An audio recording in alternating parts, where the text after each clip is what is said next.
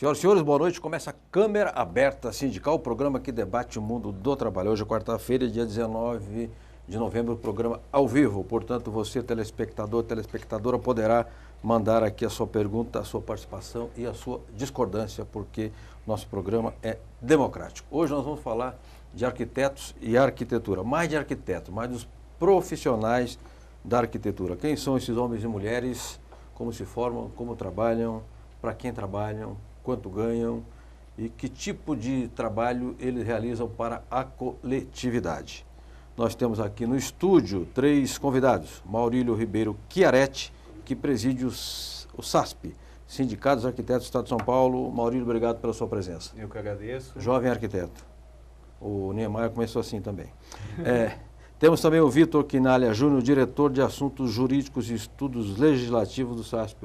Ô Vitor, muitíssimo obrigado pela sua presença. Agradeço também estar aqui na televisão comunitária. Alexandre, eu vou errar o nome, tá? Delijaikov, professor do Departamento da Faculdade de Arquitetura e Urbanismo da USP, onde lá nós tivemos pessoas de muito notória respeitabilidade, como o Artigas, por exemplo. Né? Ele é Nova Artigas. Uma vez teve uma exposição lá naquele como é que chama ali em Pinheiros, da japonesa pintora que tem 94 anos, da Tomi Otaki. E aí eu fui lá ver a obra do Artigas. O Artigas, ele tem vários ginásios em Guarulhos e tinha uma marca, o ginásio que ele fazia. Todos tinham piscina e quase todos tinham ginásio esportivo. Então era uma marca dele que era um arquiteto humanista, comunista, mas humanista, não era aquela coisa fechada e férrea, né? Tinha uma visão assim humana das coisas, muito bacana a mostra dele. Eu vou começar aqui pelo professor. Professor, por que uma pessoa se interessaria em estudar arquitetura? O que levaria um jovem a ser arquiteto? Levaria ele com a vontade de transformar o mundo, transformar a realidade, voltado ao bem-estar social e o bem-estar comum, e mudar o seu ambiente para melhor. Um arquiteto precisa ser bom em matemática ou não? Um arquiteto precisa ter um alicerce ético extremamente importante, voltado à visão humanista, social, pública e coletiva. O primeiro passo é construir bem um alicerce ético, voltado a essas condições. Depois, a estrutura técnica é tranquila, mas a base principal é o alicerce ético, voltado à construção coletiva da coisa pública. Então, um bom arquiteto tem que ser um humanista, acima de tudo. Sobretudo, saber que ele não é nada sem o outro. E juntos, as diferenças podem transformar a nossa realidade. Perfeito. Maurílio Chiaretti, você decidiu ser arquiteto movido por quais razões? Bom, a gente inicialmente temos razões pessoais e razões sociais aí, né? Certo.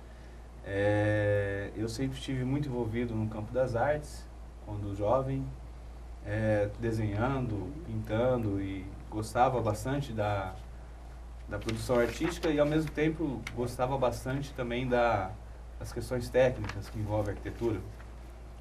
Então, acho que a arquitetura ela conseguiu unir a arte com a técnica. Acho que muito pelo que é a expressão mesmo da palavra arquitetura significa, me motivou bastante, né? E no curso, acho que foi um momento de realmente abrir a cabeça e conhecer um campo muito maior do que a gente imagina quando entra no curso de arquitetura, que é a área do urbanismo e tudo que envolve você ser arquiteto, né? Correto. De você estar trabalhando para a construção de um país, a construção de uma sociedade, né, onde os modos de vida se refletem no espaço, no ambiente construído, né? Perfeito. Então, acho que, principalmente, no início, de repente, é uma coisa muito pessoal, a escolha do curso, o mercado de trabalho e tudo mais, só que dentro do curso a gente realmente consegue ampliar bastante tudo que a gente pode fazer pela sociedade.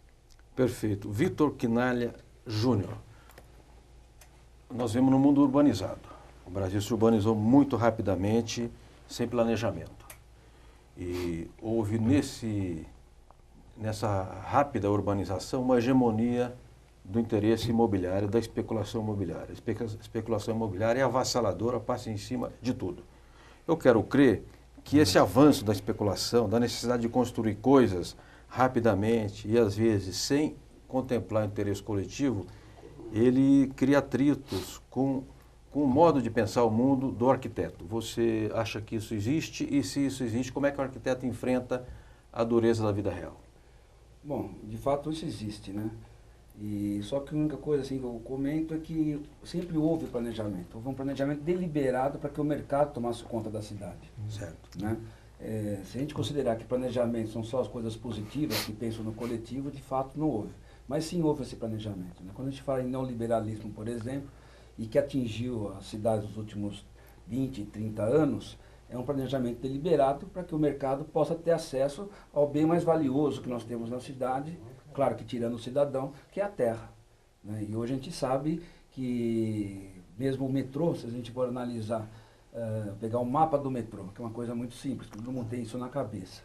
Você vai ver que as principais estações, a maior quantidade de estações, estão justamente nas regiões centrais e aonde estão os maiores condomínios, né? Onde estão a riqueza. E em contrapartida, você olha a periferia, você vê que há um déficit de transporte público. Né? Tem um amigo nosso que é um arquiteto, o Ciro Pironde, ele até comentando em tom, vou dizer, de brincadeira, mas apesar do assunto ser muito sério, a gente analisar daqui 100 anos o que levou a gente tirar uma quantidade tão grande de uma população da região central, levar para uma periferia tão distante e depois gastar milhões e milhões em transporte público, que o metrô, que é um dos produtos mais caros que existe hoje no mundo, que é a construção do metrô. E a gente sabe que também o que envolve essa construção do metrô são as grandes empreiteiras e os grandes interesses de alguns partidos políticos. Né? É só você abrir também o jornal, que é uma coisa que todo cidadão faz, você vê a gama de denúncias contra empreiteiras que hoje existem no Brasil. Até recentemente tem dois empresários de duas grandes empreiteiras que estão presos lá na Papuda, lá em Brasília. Perfeito. A tecnocracia foi a regra.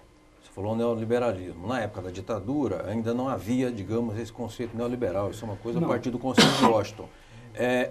Mas havia, digamos, uma visão muito tecnocrática, né? Por exemplo, a expressão acabada disso aqui em São Paulo é o minhocão, né? Eu acho que é o símbolo máximo da tecnocracia. Dane-se quem estiver perto, dane-se quem estiver ao redor, eu vou abrir uma valeta, vou derrubar tudo e depois você que aprenda a dormir com o barulho. Eu perguntei isso porque, como disse o professor, que o arquiteto tem uma visão humanista, tem uma formação humanista, certamente isso cria um choque. Mas não vou entrar nessa discussão porque senão a gente não caminha. Professor, eu queria perguntar sobre o ensino, né, da arquitetura. No Brasil há um gap, ou seja, há uma demanda de bons profissionais, o mercado exige, requer, e aí quando você busca, efetivamente, às vezes você não tem os profissionais devidamente formados, com a formação técnica, com a formação profissional e com uma formação que lhe possibilite um alcance maior de entender o todo dinâmico e não só o específico. Como é que está dentro da USP a formação do arquiteto? Mantém um padrão, mantém a sua tradição ou caiu na vala comum?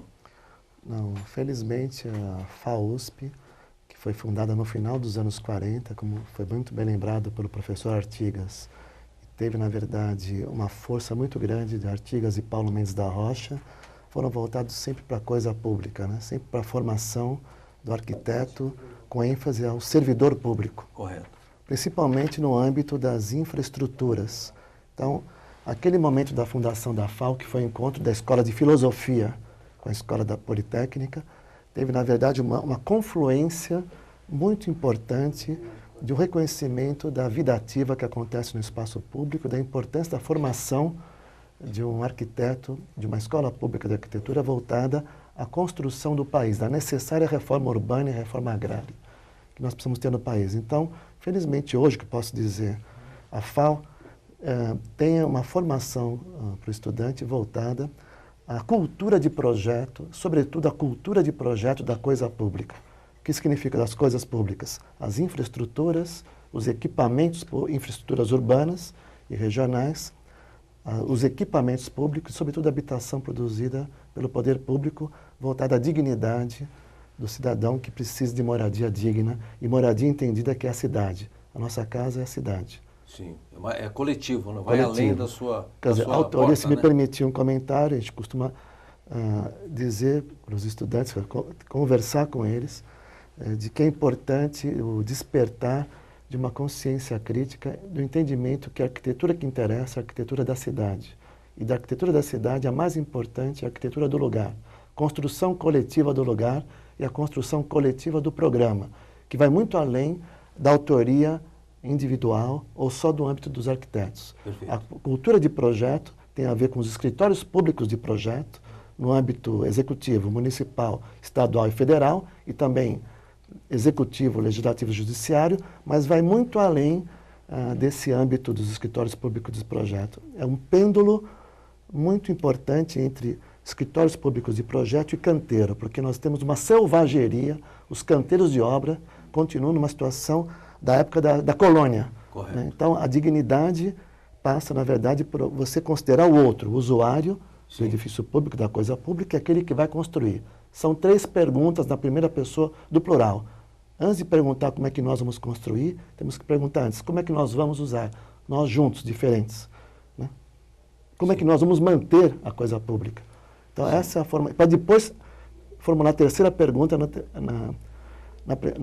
primeira pessoa do plural, como é que nós vamos construir? Não dá para ir direto ir para essa terceira pergunta. Então, o que eu posso resumir que a FAU, como uma escola pública de arquitetura, a gente força, na verdade, um diálogo né, no sentido de um estado de consciência crítica voltado à construção coletiva da coisa pública. Perfeito. Maurílio Ribeiro Chiaretti, presidente do Sindicato dos Arquitetos do Estado de São Paulo. Os arquitetos são empregados, são profissionais liberais, são cooperativados, trabalham para o serviço público. Como é que se divide a categoria, como é que ela se compõe no mercado? Pois é uma categoria muito nova. 75% dos arquitetos se formaram a partir de 2003. Né?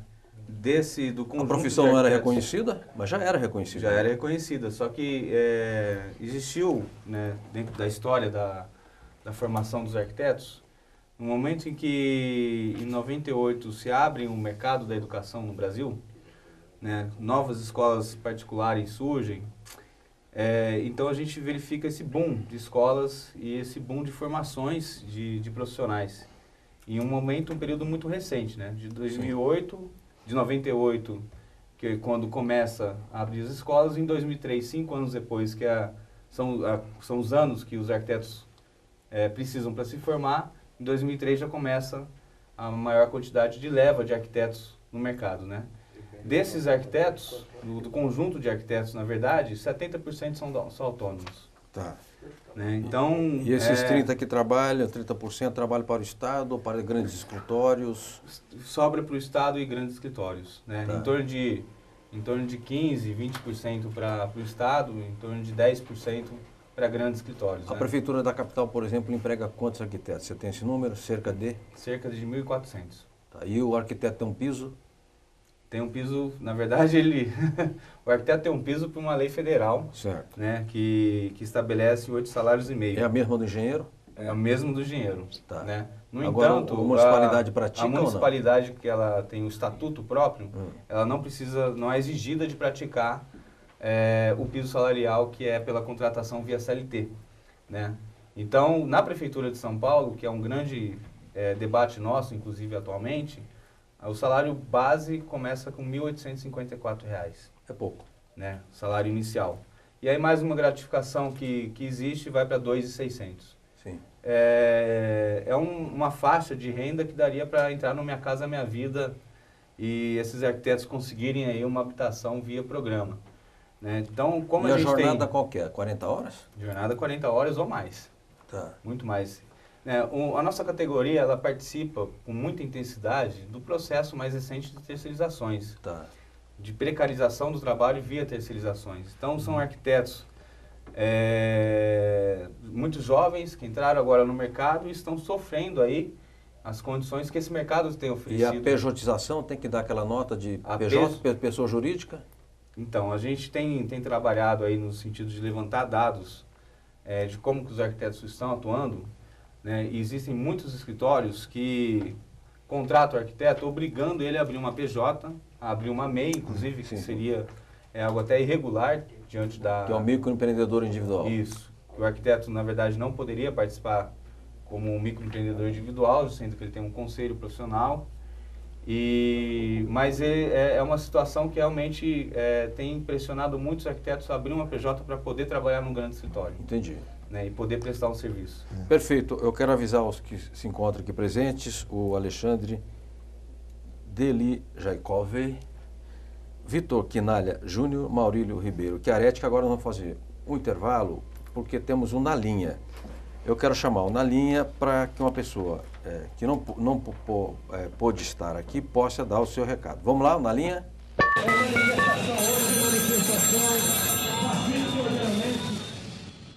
Boa noite, Ramatiz Jacino, João Franzin quem fala. O Ramatiz é historiador, professor, foi presidente do INSPIR, Instituto Sindical Interamericano pela Igualdade Racial.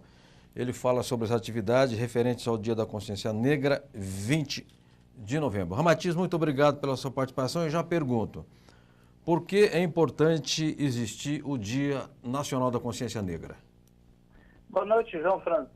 Boa noite, João Franzin. Boa noite aos colegas que estão assistindo. A importância do Dia Nacional da Consciência Negra é resgatar e reforçar a participação e o protagonismo de homens e mulheres negras na luta contra a discriminação racial. O dia 20 de novembro é uma homenagem a Zumbi de Palmares, que foi a principal liderança negra contra a escravidão, que morreu em 20 de novembro de 1695. Sim, sim. Agora, Ramatiz, haverá marchas aqui em São Paulo, eu também vim em Guarulhos, são feriados municipais. A data é marcada, o que exatamente marca? Além do feriado parou, um vai viajar, outro vai para a praia, outro fica em casa não fazendo nada, mas o que marca esse dia 20? São as marchas, são atividades culturais, são falações políticas, ou é tudo isso junto? Olha, tudo isso junto, João Franzin, marca a passagem do 20 de novembro. Né? São as marchas, são as várias manifestações, as atividades nas casas legislativas, nas prefeituras, em vários lugares tem várias atividades acontecendo. Agora, o que é mais importante, colocar que essa data, ela tem essa referência, mas a demanda do movimento negro, hoje, da população em geral, é que a luta contra a discriminação racial, ela não se dá apenas numa data, ela é no ano inteiro. Então, essas datas têm uma importância muito grande pelo aspecto simbólico, mas a nossa luta é uma luta diária contra a discriminação racial e pela promoção de um país justo, igualitário do ponto de vista racial, social, político, etc. Perfeito. Ramatiz, nós temos o Estatuto da Igualdade Racial, até foi pensado e tocado com muito empenho pelo Paulo Paim. Tem eficácia? Como? O Estatuto da Igualdade Racial tem eficácia? Ah, tem eficácia, com certeza.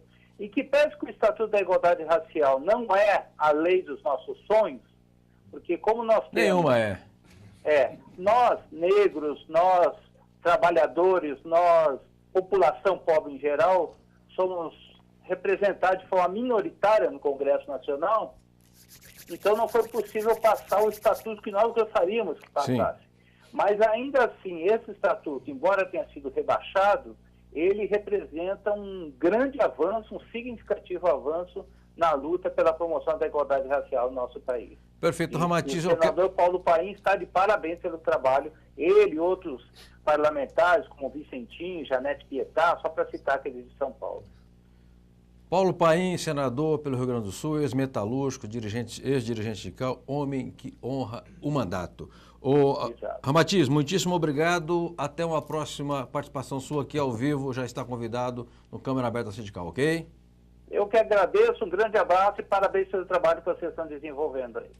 Muito obrigado. Ramatiz Jacino falou aqui pelo telefone, né, na linha, que é a sessão que nós temos para que a pessoa possa dar o seu recado rápido. Queria mostrar um material de comunicação, terceiro encontro de comunicação da Força Sindical, que acontecerá dia 24 de novembro, aqui em São Paulo, no Hotel Excelsior, na Avenida Ipiranga 770. Haverá das 9 às 17 horas um evento e se encerrará com a apresentação do manual da Força Sindical. Eu serei um dos painelistas às 15 horas e vou falar sobre a importância da comunicação sindical. Agradeço a Força Sindical pelo convite. Quero aproveitar aqui, Enéas, mostrar outros materiais para que a gente possa continuar aqui com os arquitetos. Clube dos Comerciários, o esporte e lazer no todo, venha para o Sinecol, que é o Sindicato dos Comerciários de Limeira. Paulinho é o presidente, fortaleça a categoria e ainda concorra a prêmios. Aí tem aqui as fotos da estrutura, não vou mostrar, mas entrando no site do sindicato, www.sinecol.com.br, a pessoa terá em detalhes as informações. Queria mostrar outros materiais, também aqui o material dos metalúrgicos de Guarulhos e região, que é referente à campanha salarial. Aliás, hoje foram fechados todos os acordos, exceto do grupo 10, que sempre cria problema na negociação. Categoria conquista mais um ano de aumento real, o salário sobe 8%, a bônus será de 19%. Eu quero dizer e informar a todos que, para que nosso salário sobe há 11 anos, o INPC acumulado foi de 79,29 e o salário do metalúrgico subiu 141,48. Quando você faz a conta, que o arquiteto que é bom para fazer conta, jornalista não, dá 34,69 de ganho real. Faço questão de destacar essas conquistas para desmontar as caçandras e os que vivem pregando o apocalipse de que o Brasil está na crise e que está na valeta. Não é verdade. Hoje mesmo, eu recebi na agência sindical a pesquisa do IBGE sobre o desemprego em outubro. É o menor da série histórica há 12 anos. E a massa salarial, e a média salarial, né, dos brasileiros aumentou. Eu ando ali pela Vila Buarque, onde eu moro, cheio de anúncios de precisa, chapeiro, pizzaiolo, ajudante, etc. De modo que, ao contrário do que diz lá a Rede Globo, a Soderbergh, etc., o Brasil não está no precipício. Não acredito nisso não, isso é conversa, isso é disputa política, disputa pela hegemonia, é briga de cachorro grande. Bom, voltamos aqui com os arquitetos, falando com os nossos convidados, 3 convidados, Maurílio Ribeiro Chiaretti, presidente do sindicato SASP, Sindicato de Arquitetos no Estado de São Paulo, Vitor Quinalha Júnior, diretor de Assuntos Jurídicos e Estudos Legislativos do sindicato, Alexandre Delijaikov, acertei, professor do Departamento da Faculdade de Arquitetura e Urbanismo da USP. Eu queria voltar a falar com o presidente, depois eu faço a rodada com você de novo, para entender mais sobre as questões de trabalho, já que aqui é o Câmara Aberta Sindical. O Ramatiz falou aqui das questões do povo afrodescendente, dos negros. Há negros arquitetos ou é uma ainda parcela ínfima? Pois é, ainda é uma parcela muito ínfima de negros nas faculdades de arquitetura. Agora pedreiro legal está cheio, né? Pedreiro tem bastante. Na verdade, eu acho que é uma parcela ínfima em todas as faculdades, né? Todos os cursos superiores ainda tem uma grande dificuldade de inserção do negro no ensino superior. No entanto, né, existe aí um conceito, um preconceito, na verdade, de que o arquiteto é um profissional da elite, um profissional que trabalha simplesmente para quem pode contratá-lo, né? E, no entanto, como eu falei antes, a maioria dos profissionais hoje, né, são recém-formados e, na verdade, a nossa profissão é para trabalhar pro conjunto da sociedade. Tá. Então, apesar dessa situação ainda ter que melhorar muito no ensino superior como um todo, né, acho que a função pública da arquitetura, a função social da arquitetura, ela tenta suprimir aí alguns problemas históricos que tivemos na nossa formação social, né? Certo. Então, no sentido de não tendo negro, mas atuando também junto com o negro, junto no canteiro de obra, oferecendo casas aí para as famílias que precisam e daí por diante. Correto. O Jaime do Jardim Bonfilholi pergunta, eu passo aqui para o Quinalha. Por que o arquiteto brasileiro gosta de projetar imensos edifícios envidraçados, lembrando que o Brasil é um país tropical? Não seria melhor fazer aberto, já que nos trópicos não faltam ar, né, e luz? Vamos voltar àquela primeira pergunta que você me fez. Quem domina o mercado, né? E infelizmente hoje, não é só a questão dos prédios envidraçados que foi uma moda no período da arquitetura moderna brasileira, mas hoje a gente, passando pelas marginais e pelas principais avenidas, a gente vê muito prédio neoclássico. Isso é uma visão colonialista. E neoclássico quer dizer o quê? Neoclássico... Aqueles que estão os arcos, assim, isso, olha, muito feios, por sinal. Eu agradeço suas palavras que me poupa de ter que falar isso, mas... E arrumar encrenca com os colegas. Arrumar encrenca com os colegas. Mas é uma visão extremamente colonialista, né? Uma visão de quem é colonizado, né? E nós temos, assim, grandes arquitetos, você citou o Artigas, que é um exemplo de estudo de uma arquitetura genuinamente nacional. Né? E por um período grande, o Brasil ficou famoso pela sua arquitetura, né? Que era uma arquitetura genuinamente brasileira, né? E que, infelizmente, com o decorrer do tempo, com as sucessivas crises econômicas que o Brasil passou desde a época do regime militar, né? E nós acabamos tirando a questão da tecnologia e do projeto do interesse da própria nação, do projeto nação. Né? Estamos retomando isso. Eu acho que com a vinda agora do nosso conselho, recém-instituído em 2011, nós não estamos mais no CREA, nós temos nosso conselho que chama CAL, né? Foi uma luta de 52 anos dos arquitetos. Beleza, hein? A retomada desse projeto nacional está sendo colocado à tona. Tanto que na nossa primeira conferência realizada o ano passado, o tema era justamente esse, desenvolvimento nacional e o papel dos arquitetos urbanistas nas construções das cidades. Que é um debate para discutir a realidade brasileira, a cidade brasileira, enfim. Vamos dizer que seja uma resistência a hoje o que a gente chama de mundo globalizado. E que infelizmente atinge a arquitetura como atinge a moda, atinge a televisão, atinge o jornalismo, atinge o cinema, atinge a cultura como um todo, porque o projeto Cultura, a gente levar em consideração que a arquitetura, além de tecnologia, também é arte, faz parte de um projeto das grandes potências de dominar o nosso país. Perfeito. Antes de ter um intervalo daqui a pouco, mas eu queria comentar, eu fui criado em Americana, trabalhei uma época na prefeitura, né? Fui assessor lá do Dr. Valdemar Tebaldi, grande prefeito que tivemos na cidade.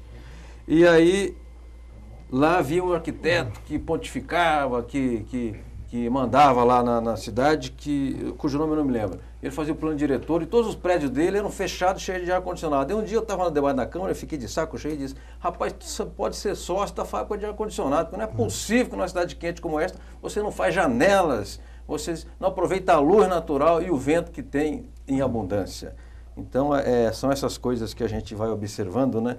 Na arquitetura. Sim, e esses prédios envidraçados absurdos. Me permite complementar, o arquiteto ele é contratado para executar determinado serviço. Sim. Não é ele que determina se vai ser um edifício neocolonial ou um edifício espelhado. Ele é contratado para executar aquilo que é encomendado.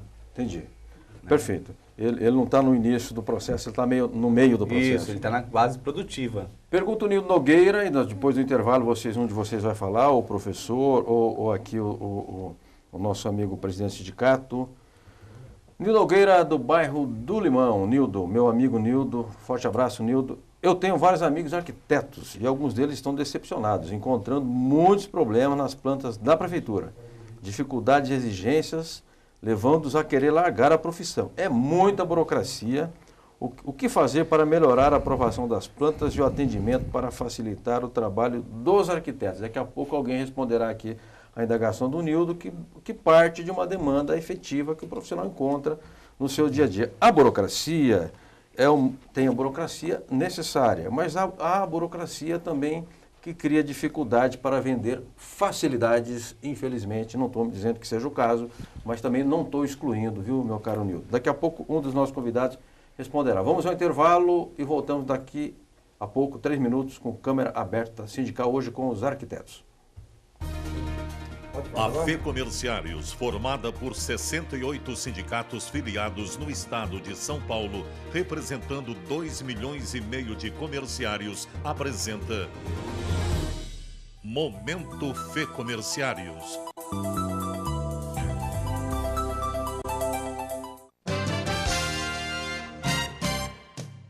A FEComerciários assinou na terça-feira, 11 de novembro, a participação nos lucros ou resultados, PLR, com a rede Raia Drogasil. O acordo de renovação, referência 2014, beneficiará cerca de 14.700 funcionários no estado de São Paulo. A formalização foi assinada por Luiz Carlos Mota, presidente da FEComerciários, José Luiz de Oliveira, da Raia Drogasil, os presidentes do Simpra Farmas, João Pereira de Brito, São Paulo, José Meireles Cândido da Rosa, São José dos Campos e Márcia Oliveira, coordenadora do Departamento de PLR da Federação. O deputado estadual Ed Thomas convidou o presidente da FEComerciários, Luiz Carlos Mota, para participar do programa TV Assembleia Convida. Na pauta constaram abordagens sobre a estrutura da federação, questões sindicais, trabalhistas e políticas.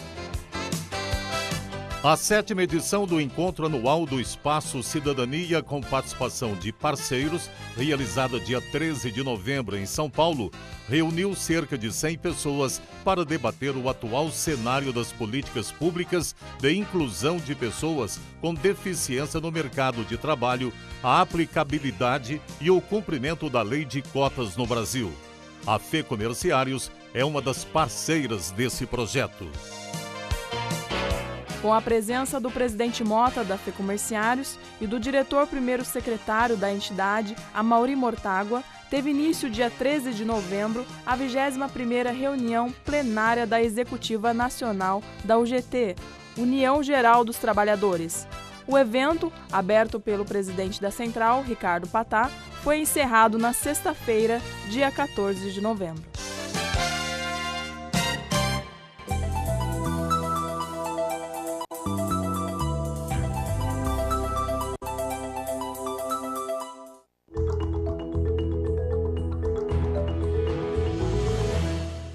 Dirigentes da Confederação Nacional dos Trabalhadores em Turismo e Hospitalidade e da Uni Global se uniram na sede da Contrato para discutir sobre a legalização dos bingos e cassinos no Brasil. Participaram também da reunião o diretor de Locação e Administração de Imóveis Residenciais e Comerciais da Contrato, Cláudio Fernandes Rocha, e os diretores executivos na área de turismo e casas de diversões da entidade, Elison Zaparoli e Eugênio Lopes, que estiveram no México para a eleição da nova diretoria Uniaméricas e a reunião que discutiu a legalização dos bingos e outros jogos no Brasil. Essa eleição, que é realizada a cada 2 anos, o Brasil já ocupava uma vice-presidência e foi mantido como presidente de Américas o senhor Mário Madrigal, do México, e uma segunda vice-presidência, que é representada pela Contrato, Brasil, e a terceira vice-presidência, Estados Unidos.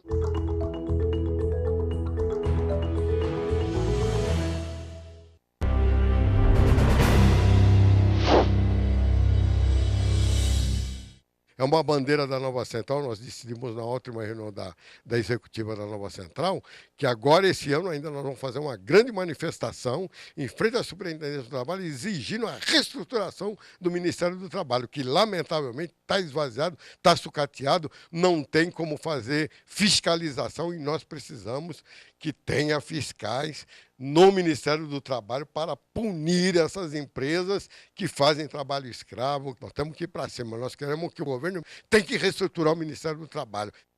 Muito bem, voltamos com Câmara Aberta Sindical, o programa que debate o mundo do trabalho, debate arquitetura, planejamento urbano, a gente põe aqui no bacião, põe todos os assuntos aqui e vai debatendo e vê o que dá no fim. Nós estamos com Maurílio Ribeiro Chiaretti, presidente do Sindicato dos Arquitetos no Estado de São Paulo, Vitor Quinalha Júnior, que é diretor de Assuntos Jurídicos e Estudos Legislativos do sindicato, Alexandre Delijaikov, que é professor da FAO, né? FAO, onde começou a estudar o Chico Buarque. Aliás, eu moro mais ou menos perto da FAO, porque eu moro em Berlim Oriental, que é lá na Vila Buarque, e a FAO já é em Higienópolis, onde eu passo ali. Como é que pode um prédio bonito daquele ficar desocupado, né? Aquele devia ser um centro cultural, uma coisa para ter vida ativa e vida inteligente ao encontro da própria ideia da arquitetura, que é uma coisa dinâmica. O Nildo fez a pergunta aqui, uma verdadeira dissertação. Quem se habilita a falar do Nildo? Por que as plantas demoram, presidente do sindicato? Pois é, os setores de aprovação das prefeituras em geral são setores muito atrasados, né? Setores que ainda, muitos deles, para vocês terem uma noção, não têm nem softwares necessários para você produzir projetos. AutoCAD e softwares que a gente utiliza para isso. E junto desse atraso, a gente tem Mas você diz um atraso tecnológico. Um atraso tecnológico e um atraso mesmo na estrutura desse setor. Tá. Né? E, na verdade, junto disso, acompanha a burocracia, né? Tá. Que dificulta muito aí o trabalho dos arquitetos. O que acontece? A gente tem uma legislação, né, um histórico de legislação sanitarista que ela é excludente, ela não é includente, né, ela não consegue incluir toda a gama de produção do espaço, do ambiente construído que a própria sociedade produz, né, e é uma legislação que compete a algumas classes, a classe mais favorecida, a classe de alta renda, que consegue cumprir. Né, e, na verdade, como você disse, existe também a burocracia para criar a facilidade depois. Cria né? dificuldade para vender facilidade. Então, esses setores da prefeitura, muitas vezes, trocam os governos, independente do partido, o secretário mantém o mesmo. Sim. Os diretores mantêm o mesmo, porque é um setor que está vinculado ao mercado imobiliário, à indústria da construção. Tá. Né? E isso perpassa, independente do tempo do governo. Né? E se mantém atrasado. As prefeituras que deveriam cuidar somente da questão urbana, da inserção daquele lote num contexto urbano, da atividade que vai ser desenvolvida naquela edificação, da infraestrutura necessária para suprir aquela atividade, enfim, ela acaba entrando dentro das medidas mínimas de janelas e de cotas e de ambientes que, na verdade, são desnecessárias e que são de responsabilidade do profissional arquiteto e não da prefeitura. Então, realmente é uma burocracia que não tem lógica ela permanecer, ela existir. Né? Nós, o sindicato, defendemos que deve ser facilitado o processo de aprovação, de modo que mais pessoas possam regularizar suas casas e ter suas produções das suas habitações regulares. Né? 80% aí das cidades, em geral, são irregulares. E o povo resolve a seu modo, vai lá, invade e ocupa. Porque o poder público é ausente, relapso, não cria as condições de planejamento suficientes, aí o sujeito tem que morar, eles vão ter um lugar desocupado, descampado, eu vou lá meter um barraco e depois eu me entendo com a polícia. Não deveria ser assim, mas é infelizmente o que acontece. Aqui é uma pergunta do Heitor, depois você responderá. Ô Vitor, qual a relação, o Quinalha, qual a relação do sindicato dos arquitetos com os sindicatos dos engenheiros e da construção civil, que são setores que, digamos, que se articulam, mas eu vou passar a bola dividida para o professor Alexandre. Deixa eu ver aqui, ele pergunta aqui dos arquitetos dos prédios envidraçados. O Gilson de Osasco, gostaria de lembrá-lo que se o arquiteto brasileiro gosta tanto de projetar grandes edifícios envidraçados, é porque eles aprendem e são incentivados em nossa faculdade de arquitetura. Inclusive, eles têm sempre a expectativa de ganhar prêmio de arquitetura. As escolas incentivam a fazer esses monstrengos de vidro, essas porcarias que a gente vê aí, que depois tem que encher de ar-condicionado. Aí retém calor, né? Que absorve o calor, o sol, aqueles vidros escuros, aí não tem, o calor não sai, não tem por onde sair, né? Olha, falando, dou aula há 22 anos, desde 1991 dou aula de projetos de arquitetura e com ênfase em edifícios públicos. Certo. E a minha atividade é projetar edifícios públicos. O coração, acho que são mais edifícios particulares. Né? Então, pela minha experiência como docente de uma escola pública, que eu posso falar dos meus colegas professores da FAO, né, FAUSP, não há esse incentivo. Muito pelo contrário, faz exatamente isso que o Vitor disse, que é valorizar as virtudes da ventilação natural, iluminação natural, para a economia de energia e, sobretudo, para garantir, evitar o desastre, evitar a doença pulmonar, de pele, mas, sobretudo, a doença mental. Faz muito bem para a saúde você valorizar os espaços de transição. Que são espaços de transição? Varandas, alpendres, né? Espaços que você está entre o interior e o exterior. Entendi. Então, isso é uma grande qualidade. O grande arquiteto brasileiro, dois grandes arquitetos brasileiros, que trabalharam para a Coisa Pública, que foi o Afonso Eduardo Reidi, que era um dos coordenadores do Escritório Público de Projetos, um dos mais importantes do Brasil, que tinha do lado o Anísio Teixeira, Carmen Portinho, a maior engenheira pública brasileira de estruturas, valorizavam isso. E o outro, João Figueiras Lima, Lelé, que sabia muito bem que o coração do edifício público são os espaços de convite, recepção e acolhimento para todos. Os projetos de edifícios públicos para a saúde do Lelé valorizavam o espaço de acolhimento, entendendo que além do paciente, o acompanhante precisa ser muito bem acolhido, se sentir bem no edifício público. E valorizava a ventilação natural, a iluminação natural. Entendi. Eu quero passar a pergunta agora para... Então, Douglas de Guarulhos pergunta, o senhor acredita, se ou não? João Franzinho, você acredita em tudo que os jornais sindicais publicam? Não, não. Agora, neste aqui, eu acredito porque eu conheço o sindicato há muito tempo, há 12 anos, e o que não se faz uma assembleia com a casa lotada assim, porque o sindicato é meia colher. Se for sindicato que vai para a porta de fábrica, que para a multinacional, então aí as conquistas são concretas. Agora, é verdade, tem muita ficção científica de terceira categoria em jornal sindical, sim, mas aí é a responsabilidade da direção. Se a direção opta por fazer aquela linha, né, aquele culto da personalidade, aquelas fotos de presidente que pega meia página, aí já é uma decisão política da diretoria. O jornalista ele pode dizer, olha, não é o melhor, não é o mais eficaz, você está se iludindo, essa comunicação não se realiza, ela é inócua, mas aí já é uma questão da diretoria. Heitor pergunta, eu vou perguntar ao Quinalha, qual a relação dos sindicatos arquitetos com os sindicatos dos engenheiros e da construção civil? Vocês têm uma relação boa? Temos, ótima. E a relação é por dois motivos, né? Primeiro que a legislação que fala sobre piso da categoria é a mesma para engenheiros e arquitetos. Tá. Então, por exemplo, nós estamos em estado de greve desde abril desse ano na Prefeitura de São Paulo. Já paramos 19 dias nesse período, de abril até agora.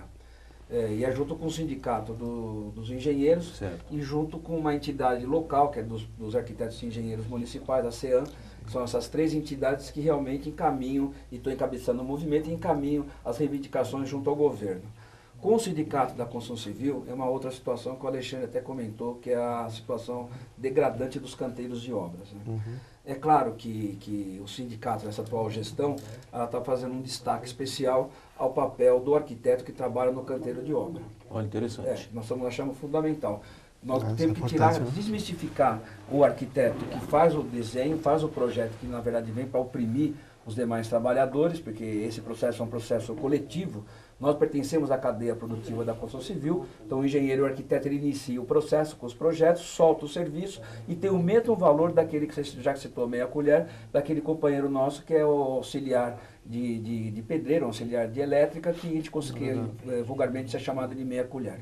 Ele tem o mesmo papel estratégico na cadeia da produção da cadeia da construção civil. E daí é fundamental a gente estar trabalhando e conversando com os trabalhadores, porque são eles que estão sentindo mais na pele ainda do trabalhador do canteiro de obra, como nós temos também arquitetos residentes, engenheiros residentes, o que está acontecendo dentro daquele nefasto local. Não é à toa que a primeira coisa que a construtora faz é fechar com um tapume e aquilo é uma verdadeira caixa preta. A gente não sabe o que realmente acontece lá dentro. Lá é um espaço privado, que para a gente poder entrar lá, às vezes nós necessitamos até da ajuda da polícia para poder estar conversando com os companheiros dentro do canteiro de obra. E o sindicato da construção civil tem esse papel fundamental de estar nos acompanhando nessas ações. Correto. Eu recentemente entrevistei o Ramalho, presidente do sindicato, Antônio Souza Ramalho, acerca de um problema que houve numa construção, se não me engano, na Vila Olímpia, e que um guarda civil municipal que estava lá fazendo às vezes de um vigilante, que ele não pode, é ilegal, o vigilante tem que ter CNV, Carteira Nacional do Vigilante, ele atirou num pedreiro, atirou assim no baixo ventre do pedreiro, um trabalhador, e o rapaz se salvou, mas ficou com graves sequelas. E aí o Ramalho me disse o seguinte, tem isso gravado em entrevista, acontece o seguinte, Polícia Civil vendendo segurança, Polícia Militar vendendo segurança, inclusive o delegado da Polícia Federal. Eu digo, mas Ramalho, isso é um absurdo. Ele disse, inclusive eu vou pedir uma CPI lá na Assembleia Legislativa, precisa de 30 e poucas assinaturas para ver se toca isso adiante. Então é um esforço dele, que é deputado e é presidente do sindicato, para melhorar essas condições. Eu queria saber aqui da produção se nós já podemos chamar a reportagem, ok? Bem, Antes de chamar a matéria, eu quero lembrar você que ligou aqui na TV Comunitária agora, que nós estamos entrevistando Vitor Quinalha Júnior, diretor de Assuntos Jurídicos e Estudos Legislativos do SASP, Sindicato dos Arquitetos do Estado de São Paulo. Maurílio Ribeiro Chiaretti, seu presidente, e Alexandre Delijaikov, professor do Departamento da Faculdade, professor da Faculdade de Arquitetura e Urbanismo da USP, a famosa FAU. Vamos ao intervalo, voltamos, aliás, vamos à externa e voltamos já já.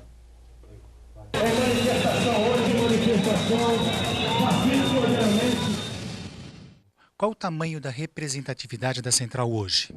Hoje nós estamos com 1.700 sindicatos filiados, mais de 14 milhões de trabalhadores nas nossas entidades. Então hoje é a segunda maior central do país. Hoje nós temos todas as categorias, nós representamos hoje parte. Aumentou muito o setor público dentro da central, aumentou muito também o setor da construção civil e pesada, mas ainda temos o setor químico muito forte dentro da força, setor metalúrgico. Hoje nós estamos com os hoteleiros, com edifícios, aeroviários, então agora nós estamos representados em todos os setores, com certeza, muito bem representados. Miguel, no plano geral, quais são as principais bandeiras de luta da força sindical?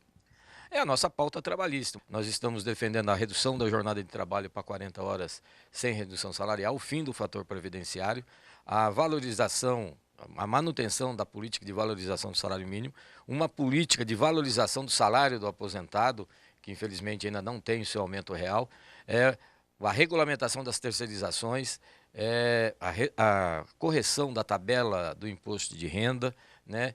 A ratificação da Convenção 151 e 158 do OIT, a 158, que fala contra a rotatividade, 10% do PIB para a educação, para a saúde também, que são os pontos consenso, além de outros pontos que nós estamos esse ano, que nos preocupa muito, que é a alta da inflação e possivelmente uma alta do desemprego que está já assustando os trabalhadores. Por que você salienta a correção da tabela do imposto de renda? Hoje, né, ela está defasada, o desconto em mais de 69%, para ser mais exato. E hoje, essa defasagem faz que muitas vezes o trabalhador, quando tem um aumento de salário, um reajuste, passa a pagar mais imposto de renda. Então, às vezes, é melhor ele nem ter. A pauta trabalhista, como você disse, ela é resultado de um encontro, de um consenso das centrais sindicais. Como é que está a busca, a construção ou manutenção desse consenso entre as centrais sindicais para o segundo mandato da Dilma Rousseff? Eu acho que continua de pé. Nós temos conversado muito com os presidentes das centrais de nós se reagruparmos agora, passadas as eleições, para colocar de pé a pauta. Nós não tivemos grandes avanços, ou praticamente nenhum avanço nessa pauta nos últimos 4 anos, e nós achamos que agora com esse modelo e a marca que a presidenta está propondo, que é do diálogo, e a gente comece com a pauta, né? Converse primeiro com os trabalhadores. Já tem a agenda da presidenta, com os políticos e com os empresários. Os trabalhadores ainda não têm pauta com ela.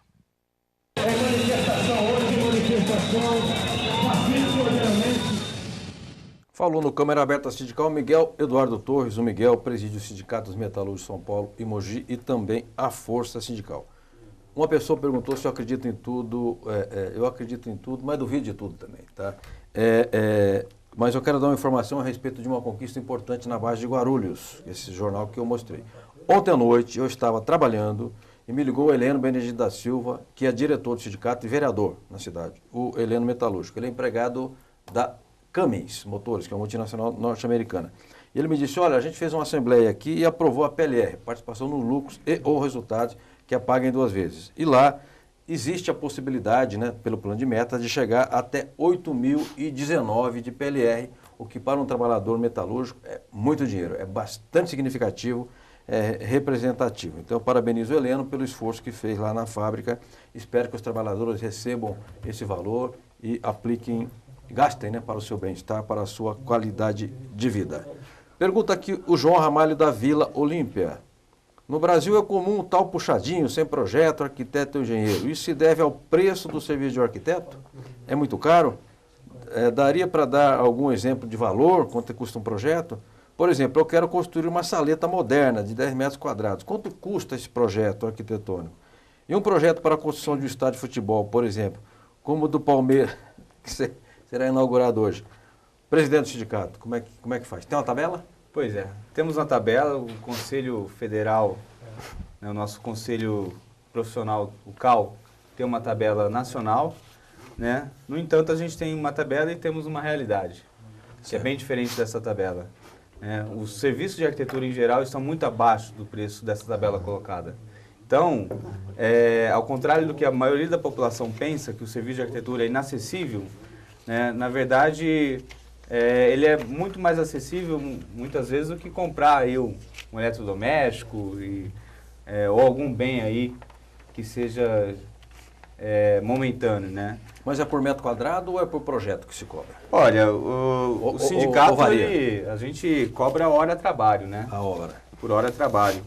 No entanto, no mercado a gente tem variações diversas, assim, por metro quadrado, né? Que aí a gente vê pessoas cobrando até desde R$ 1,99 metro quadrado, isso é uma realidade, até aí passando de R$100 um metro quadrado, ou então uma porcentagem do valor do custo da obra, que de qualquer modo é muito menor do que a porcentagem, por exemplo, de um corretor. Então a população ela não reclama do corretor, mesmo pagando 6% do valor do imóvel, e o arquiteto aí que quando chega a 1% do valor do custo da construção, muitas vezes é encontrado visto como um valor caro. Então, culturalmente, o Brasil ele foi se construindo por si mesmo. Né? Existe aí a autogestão, a autoconstrução, como a maior porcentagem das construções são feitas pelos próprios brasileiros. E a população não conhece o que é o trabalho do arquiteto, qual que é a diferença do trabalho do arquiteto para o engenheiro, o que vai modificar na vida deles.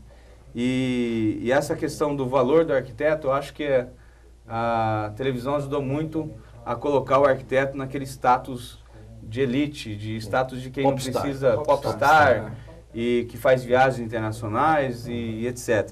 Isso não é o arquiteto real. O arquiteto real está aí para trabalhar, para prestar um serviço para a população e pode ter certeza que é acessível, né? Tem muitos arquitetos aí que são acessíveis à população. Interessante que ele está falando da autoconstrução. Uma vez meu amigo Afonso morava na periferia de Osasco. Eu estava conversando com ele, o Afonso falou, então sábado eu vou fazer uma feijoada lá em casa. Eu disse, tá bom, aí, Afonso, você vai fazer para quantas pessoas? Fazer umas 20 pessoas. Eu falei, pô, bacana. E não, na verdade, eu vou encher laje. Aí encher laje, chama os amigos, vizinhos, primos, né? Muito legal. Para fazer encher a laje. E, João, só para completar, muitos acham que contratar o arquiteto vai encarecer a obra. Alguns arquitetos realmente encarecem a obra, porque não está preocupado, não tem a ética profissional, como o Alexandre lembrou no começo da nossa conversa. Né? No entanto, esses arquitetos, né, eles, na verdade, eles têm condições de prestar um serviço para o conjunto da sociedade. Perfeito. Então, a população realmente que muitas vezes ainda não tem condições, ela consegue ter acesso à pela assessoria, né? Perfeito. Então, uma pergunta aqui sobre concurso público. Eu vou passar para o professor. A prefeitura faz concursos ou contratado na base do livre provimento? Então, eu acho que a questão do concurso público realmente para o funcionário, existe o funcionário público de carreira nas prefeituras, mas a Prefeitura de São Paulo, eu acho que deveria valorizar o que ela tem de muito importante, que é a valorização do funcionário público de carreira, porque não é possível manter uma política de Estado, ou tentar construir uma política de Estado, se não tiver, na verdade, arquitetos de carreiras concursados, ou seja, só com comissionados, cargos de confiança, você não consegue estabelecer uma cultura de projeto da coisa pública. Então, existe, na verdade, um atrofiamento do funcionário público de carreira das prefeituras do Brasil inteiro. Aliás, algumas nem sequer imaginam que possa ter uma equipe ou um escritório público de projeto. Prefeituras no Brasil desamparadas do ponto de vista da ação da arquitetura, das infraestruturas, equipamentos públicos e habitação. Perfeito. Nós estamos chegando ao final do programa. Eu quero lembrar que na sexta-feira nós temos lá uma rádio web na Agência Sindical. E o programa da sexta, que começa das 17, vai das 17 às 18 horas, receberá o arte educador Jonas Barbosa, conhecido como mestre, vou tentar soletrar, Aracunrim. Ele é um dos fundadores do grupo de cultura afro-brasileira Espírito de Zumbi. e dá aulas de capoeira na Casa Popular de Cultura de Mboi-Mirim. Então, se você quiser ouvir, entra lá no site da Agência Sindical e clica lá no ícone da rádio e pode fazer pergunta, telefonar, mandar e-mail, etc. Eu registro que estamos aqui no fim do programa. Então, eu quero agradecer muitíssimo o professor Alexandre Delijaikov, o diretor do sindicato Vitor Quinalha Júnior e o presidente do Sindicato dos Arquitetos do Estado de São Paulo, Maurílio Ribeiro Chiaretti. Maurílio, para fazer contato com o sindicato, tem um site, tem um telefone, tem um endereço? Temos. Nosso site é arquitetum-sasp.org.br. Temos também uma página no Facebook do Sindicato dos Arquitetos no Estado de São Paulo. E se quiserem aí entrar em contato, agendar alguma conversa ou conhecer mais o sindicato, a gente tem o nosso telefone, 011-3229-7989, falar com Dilceia. E os escritórios do interior?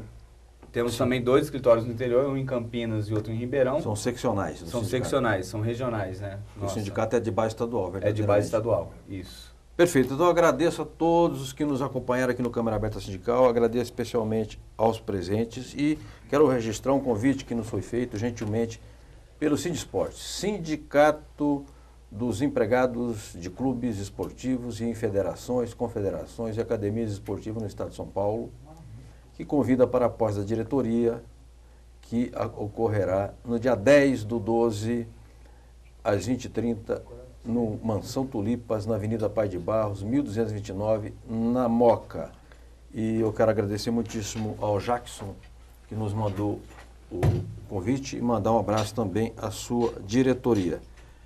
Bom, acho que pudemos fazer um programa aqui explicando que é um pouco como é que trabalha o arquiteto, quanto ganha, como é que ganha para quem trabalha, se é profissional liberal, se é PJ, se trabalha para a prefeitura, se trabalha para o Estado, para o governo federal. Eu ia perguntar sobre qual é a participação dos arquitetos nesses grandes projetos do PAC, Minha Casa Minha Vida, etc. Mas não houve tempo. Ficará para uma próxima oportunidade. Então, a todos e a todos que nos acompanham, muitíssimo obrigado e até quarta-feira que vem com o novo Câmara Aberta Sindical. Até lá.